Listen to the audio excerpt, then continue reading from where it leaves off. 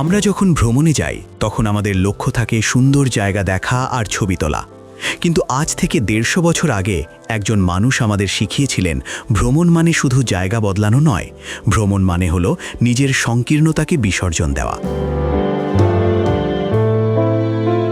তিনি আর কেউ নন, বিশ্বসাহিত্যের কিংবদন্তি মার্ক টুয়েন, যার হাত ধরে ভ্রমণ কাহিনী শুধু বর্ণনা থেকে শিল্পে রূপ নিয়েছিল।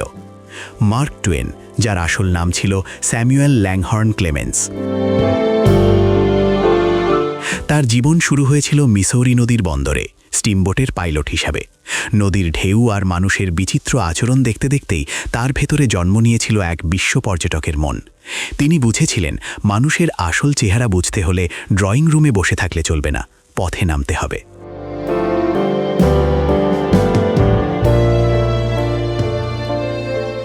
১৮৬৯ সালে তার প্রকাশিত বই দ্য ইনোসেন্স অ্যাব্রড ভ্রমণ সাহিত্যের ইতিহাসে এক বিশাল বিস্ফোরণ ঘটিয়েছিল। কেন? কারণ সেই যুগে ভ্রমণ কাহিনী মানেই ছিল গাম্ভীর্য আর প্রশংসা, কিন্তু টোয়েন সেখানে যোগ করলেন এক অদ্ভুত অস্ত্র, তীক্ষ্ণ ব্যঙ্গ আর হাস্যরস।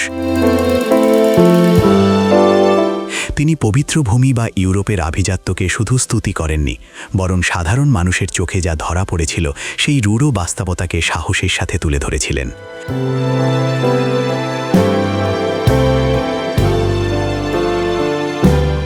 টোয়েন বিশ্বাস করতেন ভ্রমণ হলো কুসংস্কার, অন্ধবিশ্বাস এবং সংকীর্ণতার জম। তিনি দেখিয়েছেন যে আমরা যখন অন্য সংস্কৃতির মানুষের সাথে মিশি তখনই আমাদের চিন্তার দেয়ালগুলো ভেঙে যায়। তার লেখায় কেবল পাহাড় নদীর বর্ণনা ছিল না, ছিল মানুষের আচরণের ব্যবচ্ছেদ। তিনি হাসির ছলে এমন সব সত্য বলে দিতেন যা সমাজকে আয়না দেখিয়ে দিত।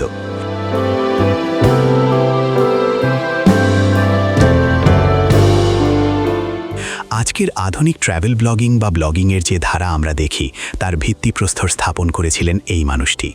তিনি ভ্রমণকে সাহিত্যের একটি উচ্চ আসনে নিয়ে গেছেন, যেখানে ব্যক্তিগত অভিজ্ঞতা হয়ে ওঠে জীবন দর্শন।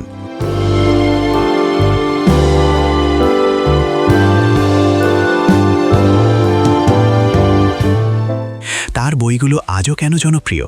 কারণ সেগুলো আমাদের শেখায় কিভাবে একজন পর্যটক নয় বরং একজন সত্যিকারের অভিযাত্রী হওয়া যায়। আপনি কি মার্ক টুয়েনের কোনো বই পড়েছেন?